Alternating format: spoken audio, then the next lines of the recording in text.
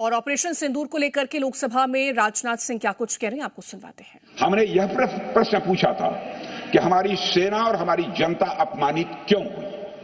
हमने यह प्रश्न पूछा था कि बड़ी संख्या में हमारे सैनिक हताहत कैसे हुए। हमने यह प्रश्न नहीं पूछा कि हमारे टैंक, हमारी मशीनें, हमारी बंदूकें क्यों ध्वस्त हो गई। यह प्रश्न हम लोगों ने नहीं पूछा। मशीनों और तोपों की चिंता न करके, मशीनों और तोपों की चिंता न करके अध्यक्ष महोदय, हमने देश की टेरिटरी की चिंता की। हमने देश के सैनिकों की। इसी तरह 71 के युद्ध में, 71 के युद्ध में जब हमने पाकिस्तान को सबक सिखाया, उस समय की सरकार को मैं बधाई देना चाहता हूं। हमने अपने राजनीतिक और सैन्य नेतृत्व की प्रशंसा की। हमने ये नहीं देखा कि किस दल की सरकार है, किस विचारधारा की सरकार है, इसकी चिंता नहीं की कभी। हमारे नेता अटल बिहारी वाजपेयी ने संसद में खड़े होकर उस समय के नेतृत्व की प्रशंसा की थी। हमने इस बात की खुशी जाहिर कि हमने अपने शत्रु को सबक सिखाया। हमने उस दौरान यह प्रश्न नहीं पूछा कि सबक सिखाने के दौरान में भारत के कितने प्लेन्स गिरे, भारत के कितने इक्विपमेंट्स बर्बाद हुए। यह प्रश्न अध्यक्ष महोदय उस समय भी हम लोगों ने नहीं पूछा। अध्यक्ष महोदय, यदि मैं इसे और भी प्रैक्टिकल तरीके से समझाऊं, तो किसी भी परीक्षा के परिणाम में रिजल्ट मैटर करता है। यदि किसी परीक्षा में कोई बच्चा अच्छे मार्क्स लेकर आ रहा है, तो हमारे लिए उसके मार्क्स मैटर करने चाहिए। हमें इस बात का ध्यान नहीं रखना चाहिए कि एग्जाम के दौरान उसकी पेंसिल टूट गई थी या उसकी पेन खो गई।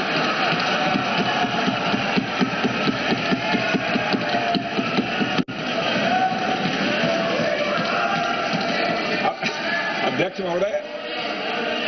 महोदय, अल्टीमेटली रिजल्ट मैटर करता है। और रिजल्ट यह है अध्यक्ष महोदय, अल्टीमेटली रिजल्ट मैटर करता है। और रिजल्ट यह है अध्यक्ष महोदय कि ऑपरेशन सिंदूर के दौरान हमारी सेनाओं ने जो लक्ष्य निर्धारित किया था, उन लक्ष्यों को पूर्ण रूप से प्राप्त करने में हमने कामयाबी हासिल की। अध्यक्ष महोदय, भारत हमेशा से पाकिस्तान सहित अपने पड़ोसी देशों से मित्रता और सहयोगपूर्ण संबंध का सदैव इच्छुक रहा है। इसके लिए भारत की सभी सरकारों ने ईमानदारी से प्रयास भी किए हैं।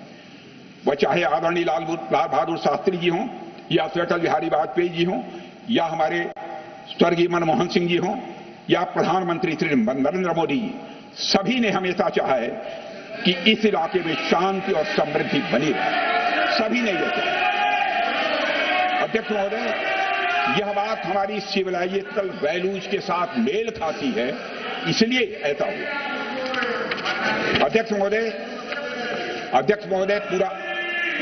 पूरा विश्व जानता है कि पूर्व प्रधानमंत्री श्री अटल बिहारी वाजपेयी जी ने शांति का संदेश लेकर 1999 में लाहौर बस यात्रा की थी। वह सिर्फ एक यात्रा नहीं थी, वह यात्रा भारत की संस्कृति और शांति की प्रतीक थी। यह हमारे भारत की प्रकृति थी। लाहौर पहुंचकर श्री अटल बिहारी वाजपेयी जी ने मीनारे पाकिस्तान पर विजिटर्स रूप में जो लिखा था, जिसका जिक्र लोग आज भी करते हैं, और उन्होंने लिखा था, उसकी मैं चर्चा करता हूं। उन्होंने लिखा था कि मीनारे पाकिस्तान से मैं पाकिस्तान की जनता को यह विश्वास दिलाना चाहता हूं कि भारत अस्थायी शांति और मित्रता का आकांक्षी है। मैंने पहले भी कहा है और फिर भी कहता हूं, एक स्थिर और समृद्ध पाकिस्तान भारत के हित में है, इसमें कोई संदेह नहीं होना चाहिए। अध्यक्ष महोदय, यह हमारी सोच थी, यह हमारी शांति की पहल थी।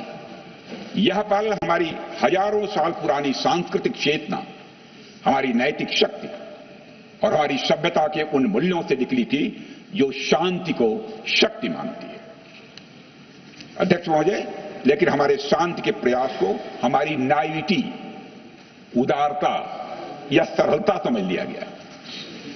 जब हम शांति के लिए कदम बढ़ा रहे थे, उसी वक्त पाकिस्तान कारगिल में घुसपैठ की साजिश रच रहा था।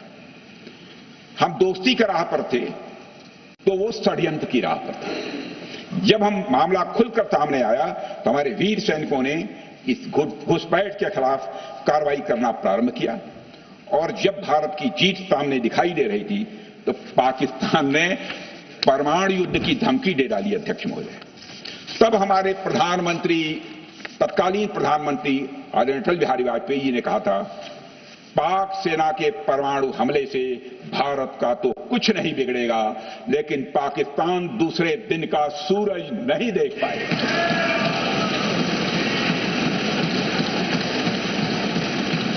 यानी अटल जी जो शांति का पैगाम लेकर गए, वही अटल जी शक्ति का भी परिचय देने में तनिक भी नहीं हिचके। यही है भारत। अध्यक्ष महोदय, यह सामर्थ्य का उद्घोष था। यह एक स्पष्ट संदेश था कि भारत शांति चाहता है, लेकिन अगर कोई हमारी संप्रभुता को चुनौती देगा तो उसका जवाब भी उतनी ही दृढ़ता से दिया जाएगा। अध्यक्ष महोदय, 2015 में जब हमारे प्रधानमंत्री मोदी जी ने लाहौर जाकर नवाज शरीफ से मुलाकात की तो भारत ने फिर से दोस्ती का हाथ बढ़ाया। अध्यक्ष महोदय, हम वाकई में शांति की राह पर चलना चाहते थे, क्योंकि हमारी मूल प्रकृति बुद्ध की है, युद्ध की नहीं है। हमारी सरकार ने भी पाकिस्तान के साथ शांति स्थापित करने के अनेक प्रयत्न किए हैं, लेकिन बाद में हमने 2016 में सर्जिकल स्ट्राइक से, 2019 में बालाकोट में एयर स्ट्राइक से और 2025 के ऑपरेशन सिंदूर से हमने शांति स्थापित करने का दूसरा रास्ता अपनाया है। अध्यक्ष महोदय, अब हमारे प्रधानमंत्री श्री नरेंद्र मोदी जी और हमारी सरकार का स्टैंड बिल्कुल क्लियर है कि टेररिज्म और टॉक्स ये दोनों साथ नहीं चल सकते, क्योंकि सभ्य मुल्कों के बीच बातचीत होती है। अध्यक्ष महोदय, लोकतांत्रिक देशों में बातचीत होती है, पर एक ऐसा देश जिसके वजूद में लोकतंत्र का एक कतरा भी न हो और सिर्फ रिलीजियस फैनेटिसिज्म, टेररिज्म और हेट्रेड अगेंस्ट इंडिया हो, उसके साथ संवाद किसी भी सूरत में नहीं किया जा सकता, क्योंकि टेररिज्म की भाषा जो अध्यक्ष महोदय होती है वह खून, डर और नफरत है, संवाद नहीं।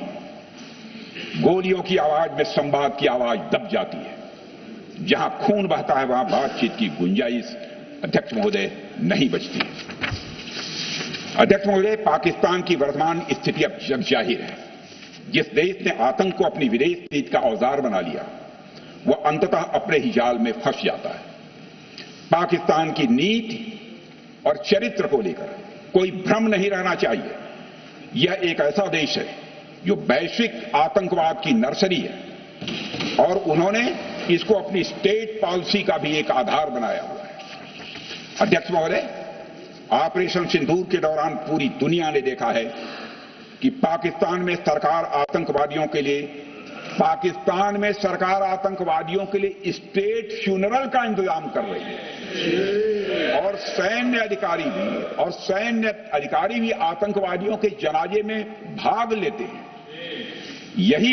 यह वही देश है जो सीमा पर सैनिकों से लड़ने का साहस नहीं जुटा पाता, इसलिए निर्दोष नागरिकों, बच्चों और तीर्थयात्रियों को आतंकवाद का निशाना बनाता है।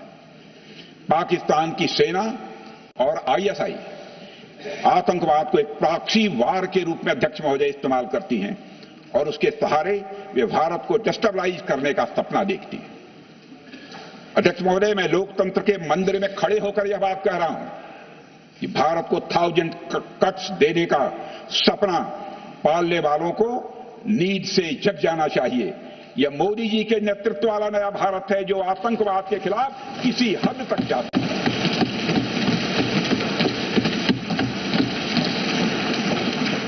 अध्यक्ष महोदय, आप भारत का इतिहास जानते हैं।